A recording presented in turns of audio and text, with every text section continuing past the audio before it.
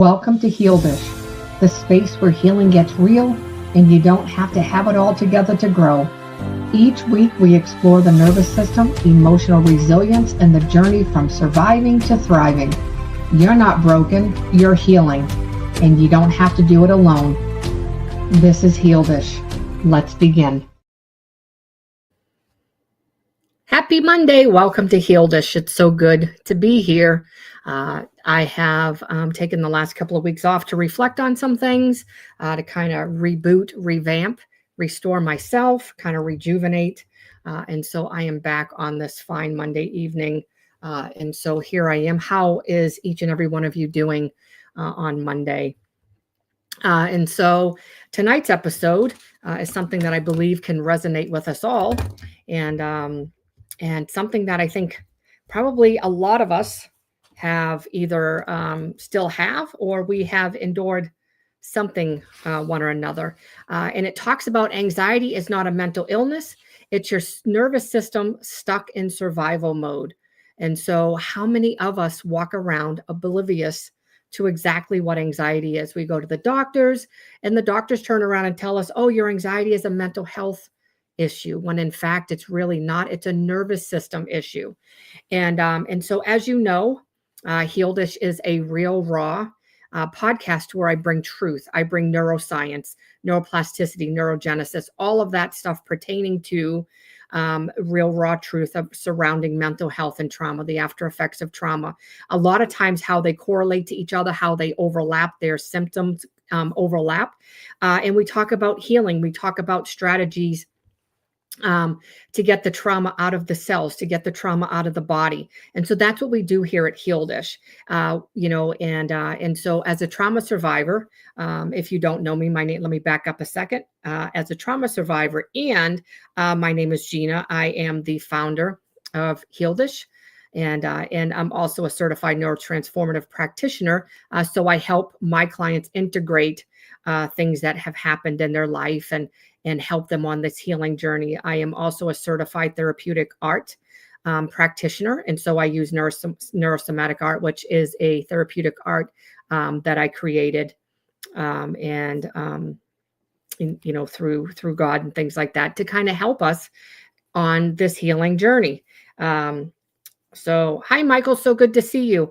And so tonight, there's a lot of us that end up, we go through anxiety and a lot of people, again, they go to the doctor and the doctor's like, it's a mental health concern. It's a mental health challenge.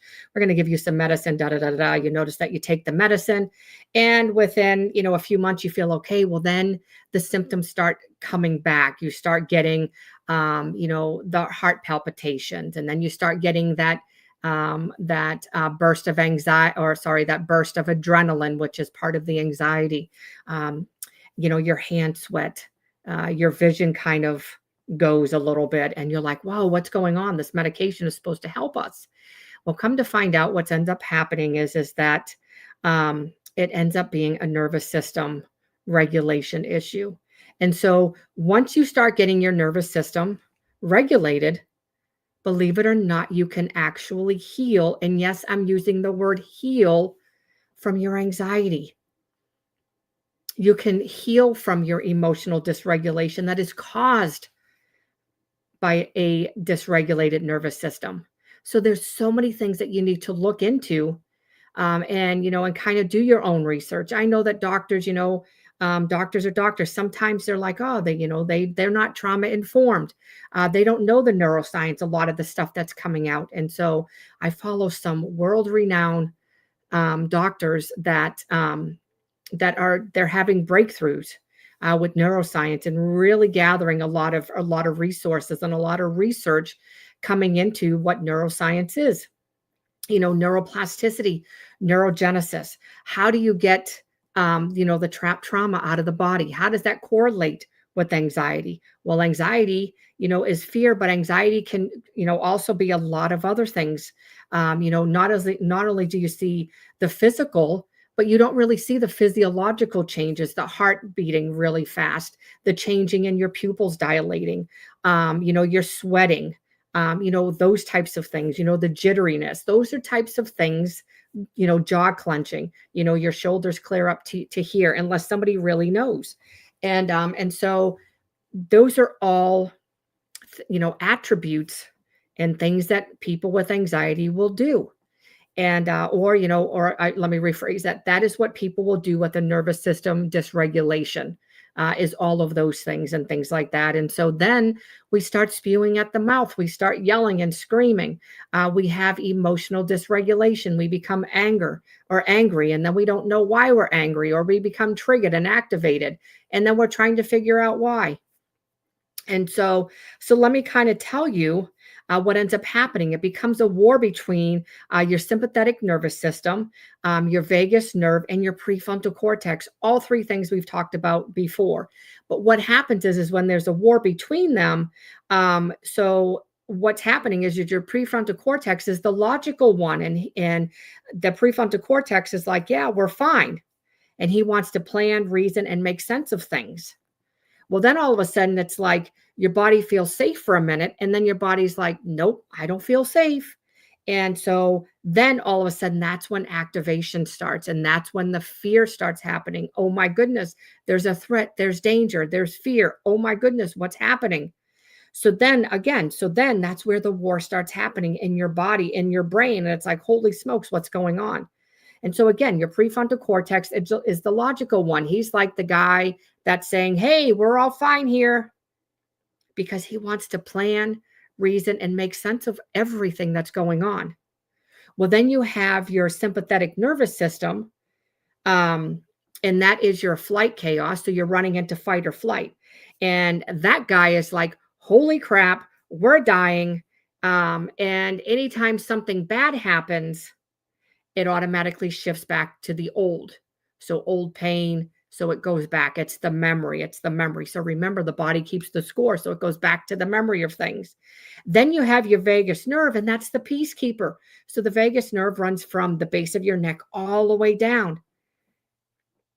So as what the vagus is doing as the peacekeeper, that's the one calling the meeting back in order and reminding everyone we're actually safe now.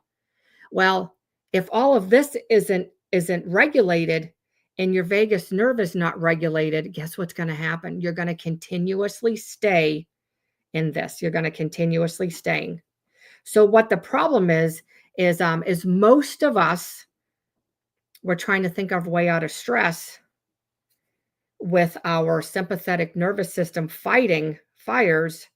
And then you have the prefrontal cortex kind of hiding under a desk. So you can't logic your way to calm. You have to regulate your way there. Interesting, isn't it? And so tonight, we are going to talk about anxiety isn't a mental illness. It's your nervous system stuck in survival mode. And that's exactly what it is. And so for so long, people have been told, that anxiety means something is wrong with their mind. But what if I told you anxiety is actually something that's stuck in your body? It's something there trying to keep you alive. Hi, Scott. That's what anxiety is. What if the shaking, the worrying, the pounding heart is your biology doing exactly what it's designed to do? What it's exactly designed to do is to keep you safe, because it remembers. So it's going back and saying, oh my goodness, I remember that. It's the amygdala. It's the limbic system. It's all of up here going, oh my goodness, I remember that. And the body remembers that reaction. So what we're going to do is today, we're going to look at anxiety, not as a flaw, but as a natural survival response, because the switch is stuck in the on position. And I have said for years, if I could shut the switch off, the light switch would have been off a very long time ago, because this is not, this is kind of a crappy feeling. And how many are sick and tired of feeling this way? When I started having these severe panic disorder, I had no idea why. And a lot of us don't like to sit with anything. We don't like to sit with the uncomfortableness of sitting and understanding and really paying attention to what is going on with our body. And I knew it went back to a safety issue, but I didn't know why. I'm like, why all of a sudden am I driving to have my eyes done for the second time? And I have no idea why all of a sudden my nervous system is hijacked and I have no idea why.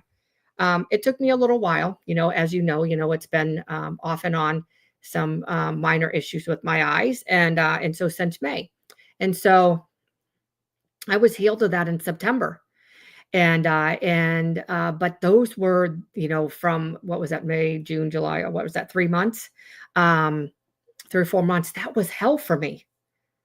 That was pure hell. Like I did not like that. I was like, I want to run away. I just want to shut myself out of the world. I don't want to talk to anybody. I don't want to do anything because I didn't like the feeling. I didn't like it at all. And as I sat and I meditated on God's word, as I sat and meditated as far as what was coming up, as I sat and I drew, what I came to find out was this.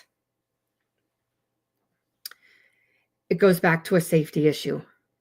My nervous system was so dysregulated and so unsafe.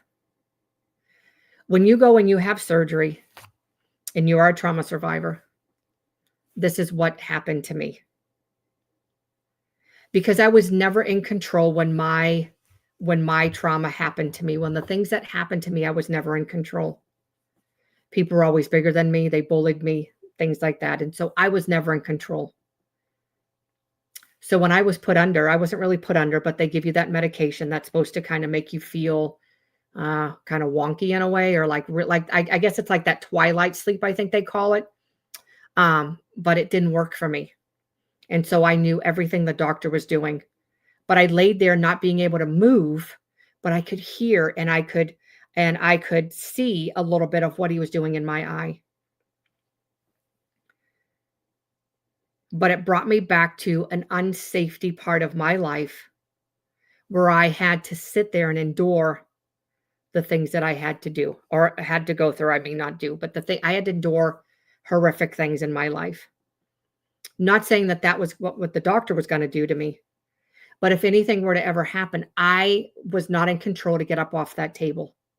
I was so sedated. My body was so sedated, but my mind was not. I was still fully aware of what was going on, but my body was so relaxed I wouldn't have been able to move.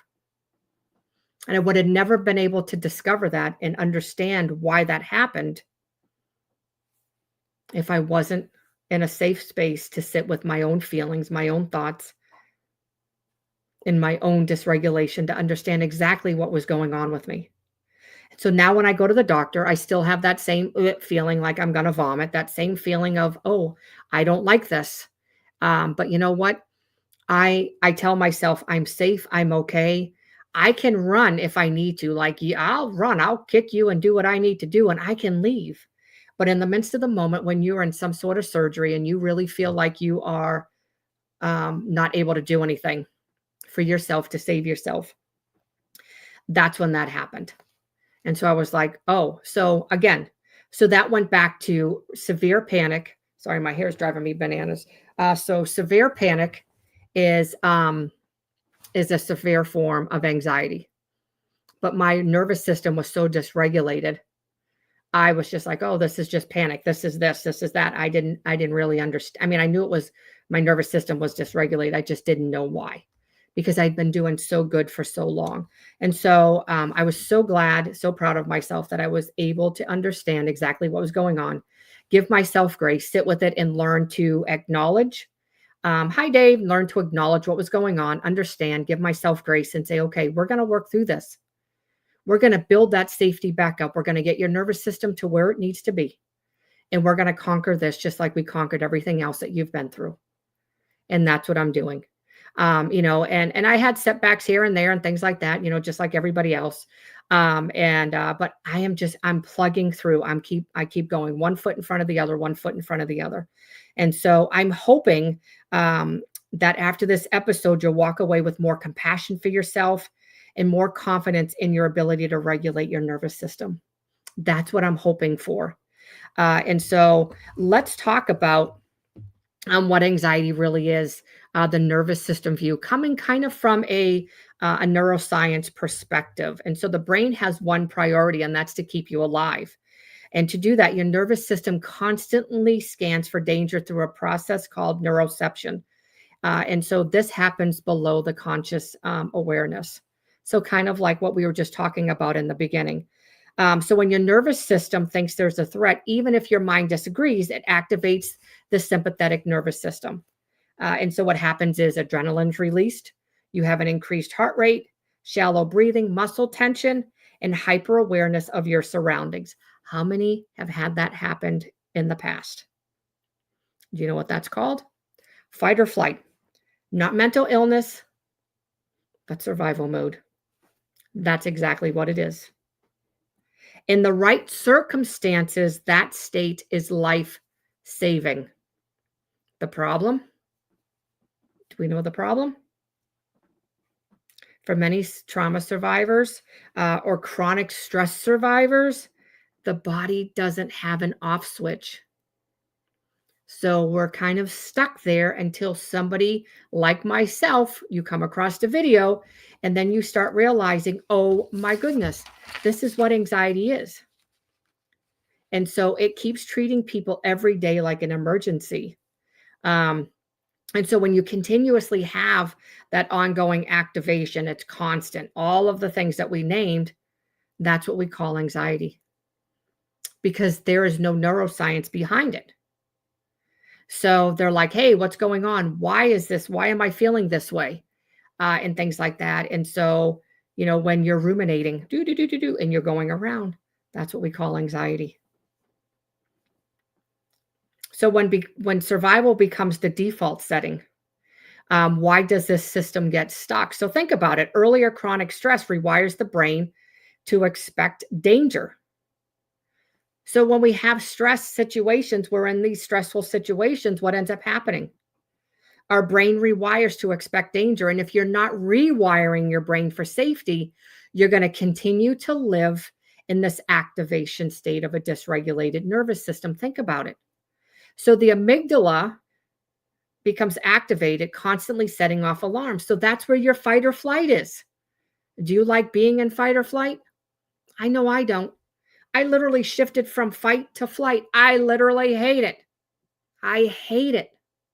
I would rather be back in the fight stage that I could just try to beat you up than be worrying about fleeing in different situations. I cannot stand it. But it's getting better because I'm learning to regulate my nervous system and emotions through neurosomatic art and through nervous system regulation strategies and techniques. So I'm getting there. But remember, your amygdala is what's responsible for your fight or flight. It's constantly setting off alarms. The prefrontal cortex is your logical reasoning, and it gets overridden. We've talked about the prefrontal cortex. It develops at 25 or 26. If you are a trauma survivor, it does not fully develop the way it's supposed to. And so your logical thinking, your executive functioning, your reasoning, and all that stuff becomes it's not fully engaged. And so you end up making decisions based on your trauma brain, based on what you're going through, based on what you're going through, your trauma responses, instead of it being, kind of your regulation answers and making those decisions, those logical decisions that way. It's kind of like we act on impulse is what ends up happening. And I know I used to be that way too. The vagus nerve loses its ability to bring us back to calm. Why? Because we're so activated. We need to learn to disactivate or regulate in a new way, regulate our nervous system. So even if your mind knows you're safe, your nervous system is like, are you sure? Because your history says otherwise. And it does. Think about it. You can sit there and tell yourself all day, every day, day and night, I'm safe, I'm safe, I'm safe. But until you change the history, until you rewire the brain, neuroplasticity, neurogenesis, you are going to be in the same repetitive state over and over and over and over. You're going to be ruminating the same exact thing over and over and over because it's a safety issue, not a mental health issue. It goes back to safety. It goes back to survival. Your body is stuck in survival mode. You can fix it. It irritates me when doctors put those block and limitations on patients. I was one of them to say, you'll never heal, you'll never overcome this, da da da da da da. I'm living proof that these are the types of things that I can overcome.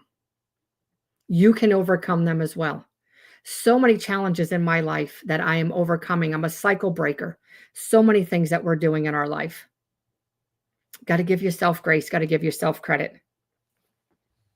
And so remember, when you're not overriding the history that is repeating itself day in and day out and keeps ruminating and everything like that, when you're not doing something and it's repeating, your response is not irrational. Your body learned from experience. And so it goes back again to safety.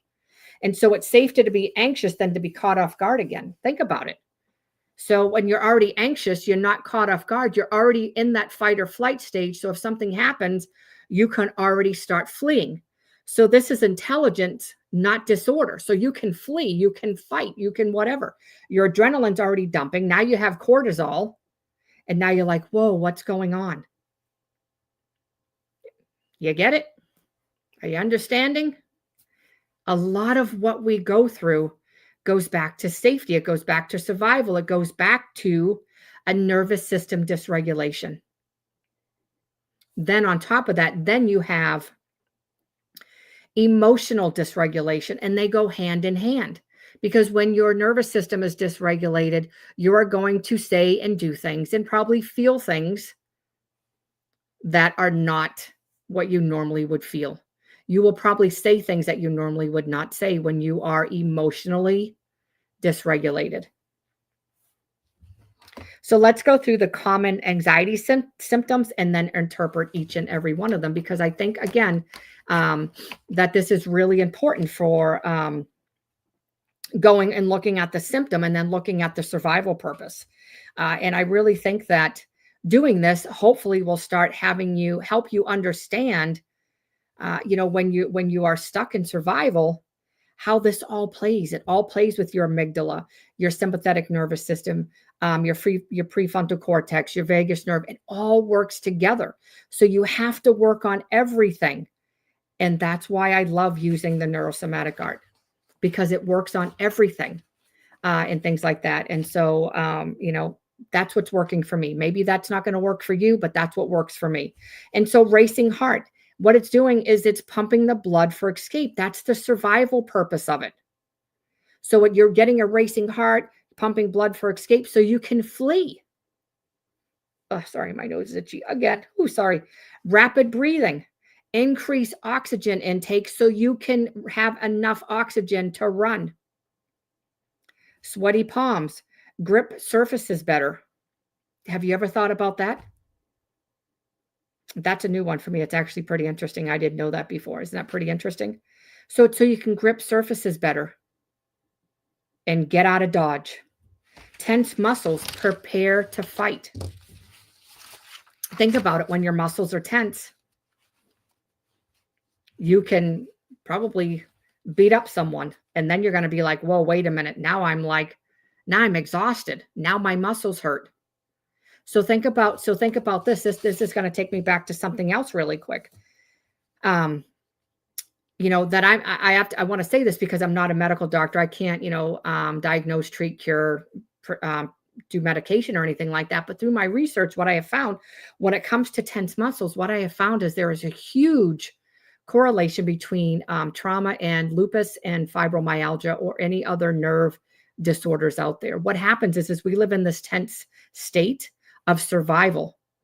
And because we're always so tense that when we literally are in a spot and we try to relax, we can't.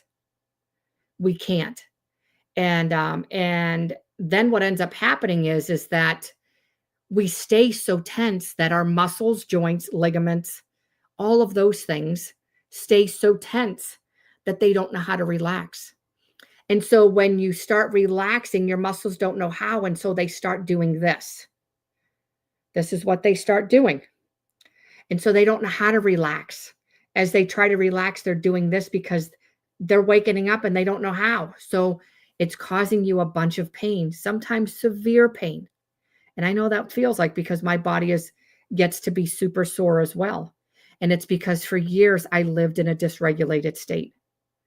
And so it often makes me wonder if people really have fibromyalgia, lupus, or any other joint muscle, chronic pain, if it's really because of the years of living in this tense state. And I firmly believe in my case that that's what it is. And the way that you overcome that is by getting some sort of um, massage. Some people don't like massage, but that is the way that you really start working those tense muscles and you really start waking them up. Get with somebody that is trauma informed and they understand the gentle touch. They don't need to go deep and feel like they're, coming out the other side of your leg or feel like they're working on your back and feel like they're coming out your gut. They don't need to do that. It needs to be a gentle massage, a gentle stroke is how they end up releasing and getting those nerves back to helping you. Because I live with chronic pain every day and it's no fun. It's no fun at all. And so I just wanted to kind of throw that in there because a lot of people don't understand that. Trouble sleeping, you stay alert to danger. So when you have trouble thinking, your mind is always scanning. David said, Dave says, my wife was diagnosed with fibro and there's times when she's in pain for days sometimes. And I absolutely believe that. And I believe it. And so I'm beginning to wonder, with the research and stuff that I have been doing, a lot of people that have fibromyalgia and a lot of them that have lupus, it goes back to living in a constant fight or flight state. And so again, your muscles are like this and all of your joints, ligaments, whatever, they're restricted. And now you're trying to have them open up and you can't. And so they stay like this for so long. Think about it. Can you imagine if you held your hands like this for a very, very long time? For years and years. Can you imagine if you tried to open them, how painful that would be? That's how she feels. And that's how other people feel as well. And it's tough. And it's very tough. And so what I would highly recommend is walking, getting and doing some stretching. If she can, these are things, but this is for everybody. Stretching, walking, cycling, like cycling on like a stationary bike, those types of things. You need to really start working those muscles, really moving those muscles and things like that too. And so that would really help. And it's just a lot of people don't understand that because they'll say, oh, I don't know. But my body is very sore to the touch. And I started realizing, oh my goodness, this is probably where a lot of my trauma sits.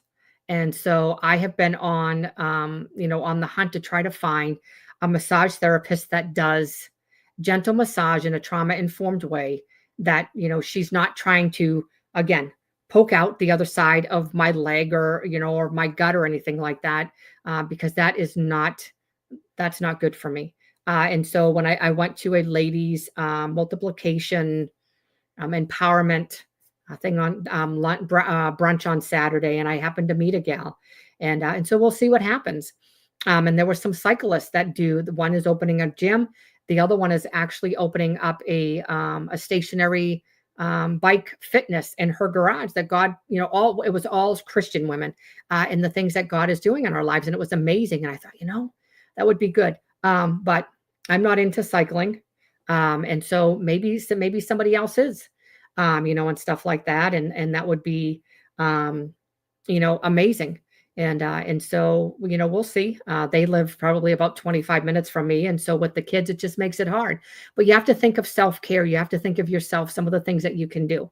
And so, I've been trying to walk, get up and move more, do some stretching and things like that, because I don't want to, be sore. I don't want to be sore for the rest of my life. I don't want to be that way. And so, maybe those are some things that might be able to help her, Dave. And so, I'm really sorry that she has to go through that. It really does kind of stink and things like that too. So, and stuff like that. So constantly thinking. So when you constantly think, you're scanning for threats constantly, wondering, oh my goodness, is this happening? Is that happening? Da, da, da, da, da, da. And then irritability, you want quick response time. So, what feels like brokenness is your body trying to protect you. The goal isn't to eliminate anxiety. We need that survival system. Instead, it's about teaching your body the emergency is over. That's what we need to teach exactly what's going on. And so that's, going back to safety. When you tell your body the emergency is over, well, you can tell your body you're safe all day long, and you can tell your mind that, but you have to show the actions of it. You have to show the actions of it. And so the polyvagal lens, the three states of safety. And so Dr. Stephen Porges, he's the polyvagal theory. And what he does is he gives us a deeper map to kind of help us understand the polyvagal lens, the three states of safety, so you can understand how all of these kind of go together when we're looking for regulation of our nervous system. The ventral vagal, safe and social. That's where you're calm, connected, and present. So that's where you're like, oh, okay, I'm safe, I'm socializing, and everything is just calm, cool, and collective. Then you have the sympathetic, which is your fight or flight, mobilized, anxious, and activated. And how many are at that state? Anybody? And then you have your dorsal vagal, which is the freeze and shut down. You become numb, disconnected, or or collapsed. And I've had freeze happen to me before, and that is not a good place to be either. So anxiety sits in the sympathetic fight or flight. So the mobilized, anxious, and activated, that's where anxiety sits. A revved engine with no brakes. So you just, you're like just keeping you're just not, but you're, vroom, vroom, and you just keep going, and there's no brakes as you're going down and, moving and going down and stuff like that. And so your nervous system has lost its staircase back to safety, but it can be rebuilt through regulation.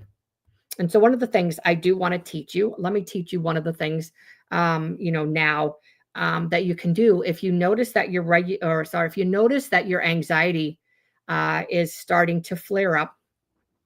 One of the things that you can do is you can't do two things at once. So you can't be dysregulated and doing something. You can't focus on the dysregulation when you're trying to get your nervous system regulated, if that makes sense. So one of the things that you can do, I'm going to show you two things that you can do to help regulate your nervous system and kind of help you with that fight or flight to get your nervous system calmed down. And one of them is the eye movement. And so you're going to keep your head straight, and you're just going to move your eyes back and forth as if you're giving somebody the eye.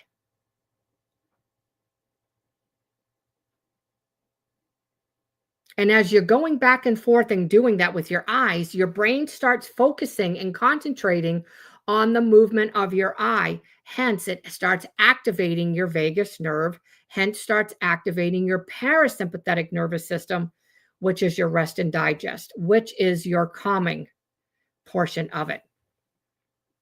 So that's one that you can do. The other thing, we may look like goobers, but it really does work. And so I've been practicing these as well. And so the other one is open your mouth really wide. And then what you're going to do is your lower jaw, you're going to do like the cha-cha slide. So you're going to slide to the left, and then you're going to slide to the right, slide to the left, and slide to the right. So it's going to look like this.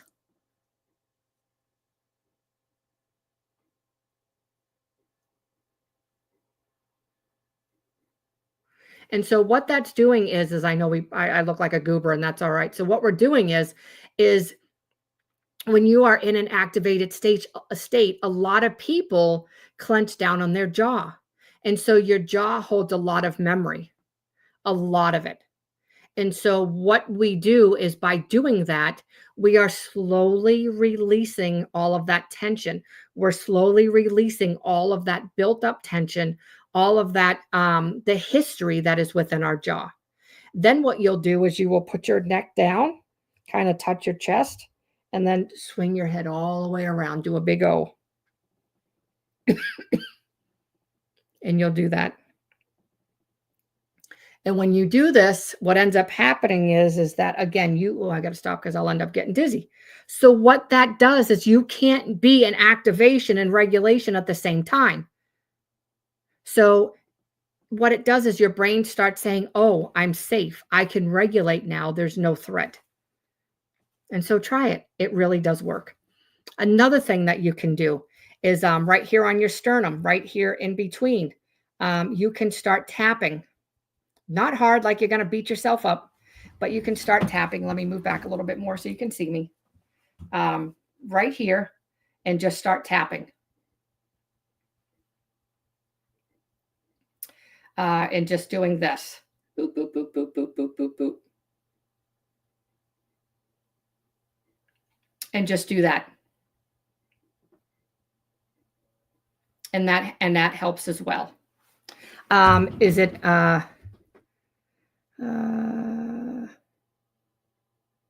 I don't want to say your name wrong. Adenine? Yes. And so the question was, I'm sorry if I pronounced your name wrong. I truly apologize. Is it Adnane? I have a question about slow, soft, mild, irregular heartbeats, thump, soft, soft, thump, soft, soft, thump after a panic attack. And so, so I'm not a doctor or anything like that. If you really feel that that is concerning, I would really see a doctor. But, and what I have learned, why that is happening is after a panic attack, why that happens is because you have dumped so much cortisol and adrenaline that your heart starts pumping so fast. And then it's kind of like the heart palpitations, exactly what it is, kind of in a way is what it is. And so if it only happens during your panic attacks, what happens is your body dumps adrenaline and cortisol.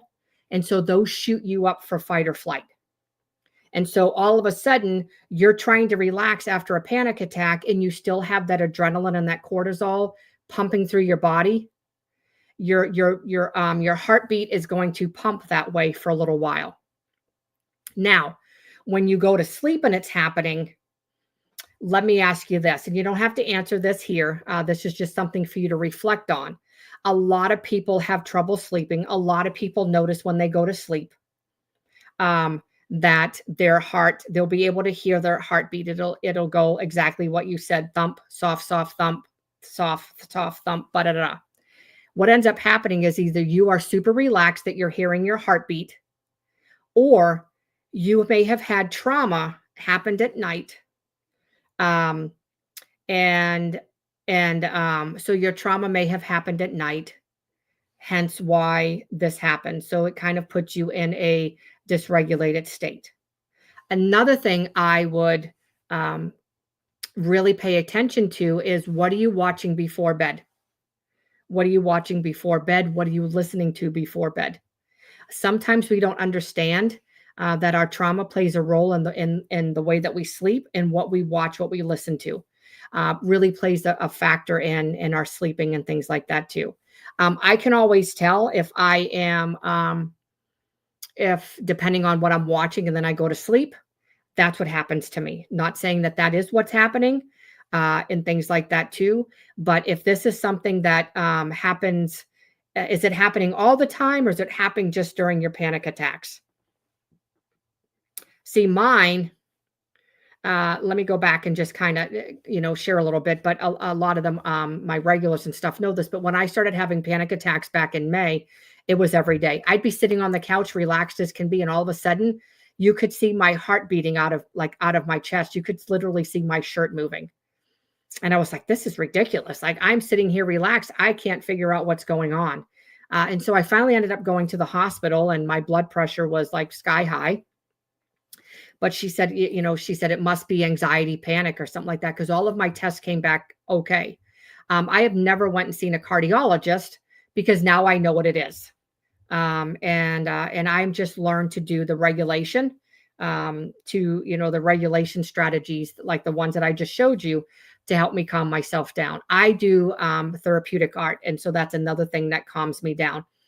Another thing that you can try to do This works for some people it does not, is when you breathe through your nose, when you breathe in and out through your nose, if you can, that activates your parasympathetic nervous system. Some people will say breathe in your nose and exhale out of your mouth. You can do that, but that can still activate your sympathetic. And what we're trying to do is get you on that rest and digest. And so I would really monitor your heart rate and see where it is, and maybe go and see your family doctor.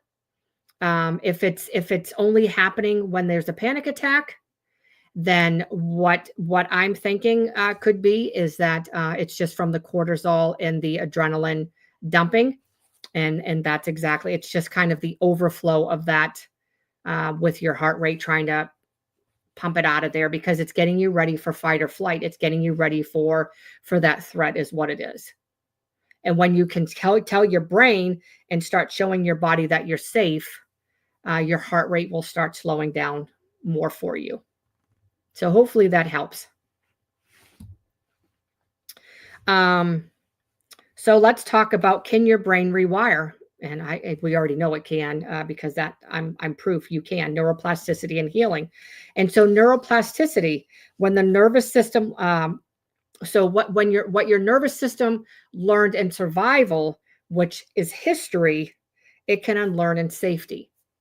So your body's doing all of this because of the history it's carried, but you can unlearn all of it and change it when you start giving it safety.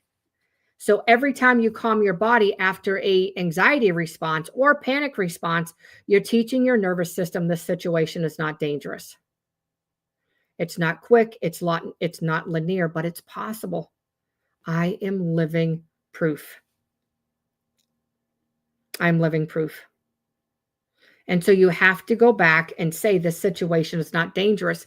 But when you're saying it, you have to show your body. You have to do something to show your body. You know, whether you're doing the jaw movement that I did to release it from your jaw and then let your vagus nerve know that, hey, I'm okay. You know, doing tapping in your sternum right there in the middle of your chest, in your upper chest area. You know, doing the circles, doing the eyes. You know, those are things that you can do to help regulate your nervous system.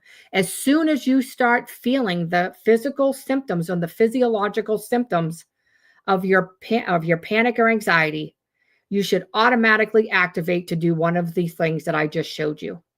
You should be able to do one of them. Tapping, eye movement, the jaw, or making, you know, having your head go around in the circle. Automatically, that's what you should do. Why? You know, you're telling your body that you're safe. That's what you need to do. Another thing that you can do is the vagus nerve breathing. And so that's inhale for 4, exhale for 8. And so long exhale stimulate the parasympathetic calming. And so when you're doing it like this, you can inhale through the nose and exhale through the mouth. Just make sure you're not doing it fast. Make sure you're doing it slow, because fast will actually activate the sympathetic nervous system. So remember, so the vagus nerve breathing is inhale for 4, and then you're going to exhale for 8. And what that does is it stimulates the parasympathetic nervous system. That's what we're trying to do. The support touch. So what you're going to do is your hand over your chest and ribs, slow pressure. And what touch does is it releases the oxytocin and reduces cortisol. So it can be over your chest here. And you're just going to like lightly, you know, maybe above your pecs area, in your upper chest, you know, and stuff like that. You're going to just hand over chest or ribs. So, you know, here or underneath, however you need to do it. And just, you know, not a whole lot of pressure, but just a slow pressure, a light pressure. And touch releases the oxytocin and reduces your cortisol. And that's what you want to do. You want to be able to start reducing your cortisol, and you want to be able to start relaxing, because the cortisol will wreak havoc on you if you don't get that under control. Grounding with sensation. So name 3 things you can feel physically, like a chair, floor, clothes.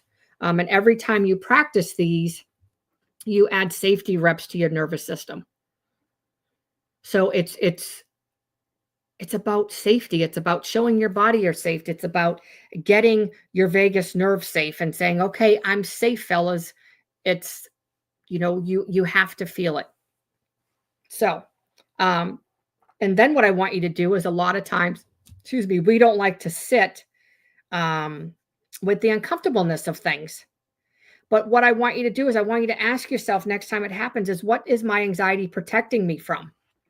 What is it protecting you from? Um, when did my body learn I needed constant protection? Well, it probably did for a long time and you're just now recognizing it. It probably has for the longest time. And now you're going, well, wait a minute. Now you're more aware of what's going on, whether it's from watching my videos, listening to other people, doing your own research. But it's always been there. You just never recognized it because that awareness piece was missing. How can you show your nervous system that that it is safe right now? So how can you? Because remember, your anxiety is a messenger. So instead of pushing it away, get curious with what it's trying to say. It's a safety mechanism. What is it trying to keep you safe from? And how many of us are like, oh, we don't like this. We need to push it away. This is the worst feeling. It's about rewriting the old. So what is the old belief? Something is wrong with me. Well, something is not wrong with you, but that is what we always tell ourselves. Something is wrong with me because we go to the doctor and they tell us this stuff 50 million times. They put these blocks and limitations on us when in fact there's nothing wrong with you at all. So the new truth that you need to tell yourself is something happened to me and my body adapted so I could survive. New truth. Something happened to me and my body adapted so I could survive. That's the new truth.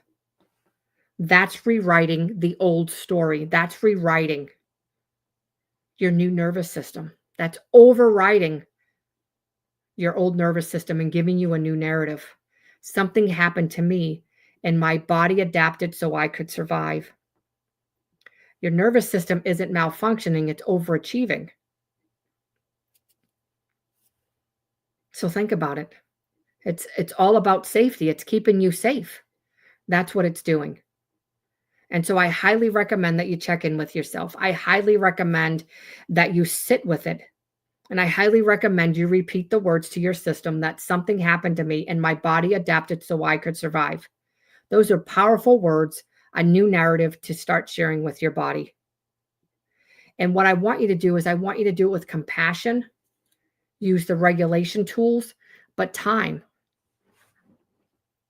Time. It takes time. Healing's not going to happen overnight because these things didn't happen to you overnight. And so it can learn to rest again. It can learn to be safe again. It can learn to regulate again. If you can just help it feel safe again. It's rewriting. It's giving the neuroplasticity. Neuroplasticity is when we go back in and rewire, repair, reconnect old neural pathways to adapt to situations we're in. Neurogenesis is creating new neural pathways. And so those are the both things that we need for healing. And so you can retrain your subconscious where everything is at. You can retrain your subconscious by doing those regulation skills, by telling yourself something happened to me and my body adapted so I could survive. Those are things that you could tell your body, and your body will listen. Say it with grace, say it with compassion. Use the tools and resources that you've learned, whether here on Healdish or through your own research and things like that. Because anxiety, again, is not a mental disorder. Anxiety is a nervous system regulation issue. Once you start getting your nervous system regulated, you're going to notice that all the signs and symptoms of anxiety will start diminishing, and you're going to start feeling a whole lot better. Whole lot better. So do we have any questions about tonight's episode of on Healdish? Anybody? On anxiety, regulation, anything like that? Because I just think these types of things are just so important to share when it comes to the nervous system, the regulation, and things like that. So it really puts everything into a huge perspective when we start thinking about anxiety and truly what it is. And for the ones that are on medication, and they could be on 2 or 3 medications and wondering why it's not working. And so now you know. It's in the body, not just it, you can work on the nerves, but when your body reacts, this is what happens. When it's stuck in the subconscious, it's going to come out in other ways. And so if your body is numb, if you're on medication that's numbing your nervous system and you're not able to feel, it's going to come out in other ways. Whether it comes out in anger, whether it comes out in hives, whether it comes out with your anything, hives and asthma, whatever it comes out as, it could come out as something different because you're masking the nervous system. So if we don't have any questions, I just want to say thank you so much for joining me again for another episode of Healedish. It's always great to be here on Monday, just to be here to educate you all and to share the the raw, real truth when it comes to trauma and mental health challenges and things like that, and to fill in the gap to help you on your healing journey and things like that. And so I hope to see you next week as we continue on the series of just helping you regulate your nervous system, helping you through the neuroscience and, the trauma informed part of all of this and things like that too. And just, one of the things I want you to remember is you're not broken. We're not broken. And I hear people say that all the time. I'm broken, Jean. And I'm like, no, you're not. You're not broken. But what happens is your body hasn't felt that safety yet, but it will. Give it time, give it grace, give it compassion.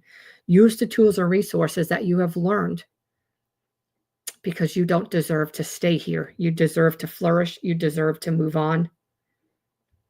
And you deserve to have your healing. And so remember, your healing is already underway. It's just a matter of you implementing what you're learning. So I hope each and every one of you have a wonderful night, and I will see you next week. Talk to you later, guys. Good night.